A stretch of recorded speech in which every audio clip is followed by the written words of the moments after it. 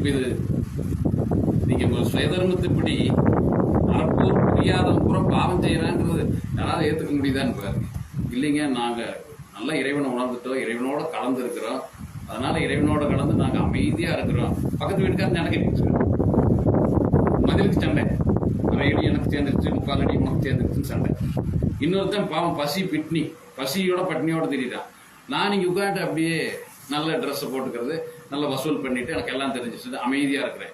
அவன் கஷ்டப்பட்டு இருக்கான், ரோட்டில் ஒருத்தர் கஷ்டம், துணிமணி இல்லாமல் போகிறான், இல்லை பசியோட போகிறான். இங்கேன்னு இல்லை, எங்கே வேணாலும் உலகத்தில் நம்ம சிந்தனைக்கு தெரியுது. இப்போ எத்தியோப்பியாவில் நிறைய உணவு இல்லாமல் பசியாக இருக்காங்க. நான் இங்கே நிறைவே இல்லை, என்னுடைய பகுதி அங்கே ஒன்று துன்பத்தில் இருக்குது. அந்த துன்பத்தை நீக்கிறதுக்கு நம்ம இங்கே போராடிட்டு இருக்கிறோம். உங்களுக்கு தெரியுமோ தெரியாது தெரியல. நம்ம இங்கே வந்து ஒரு ஊரை போய் வகுப்படுக்கிறதோ, நான் உணர்வு பெற்றுட்டேன், அமைதி அடைஞ்சிட்டேன், இல்லவே இல்லை.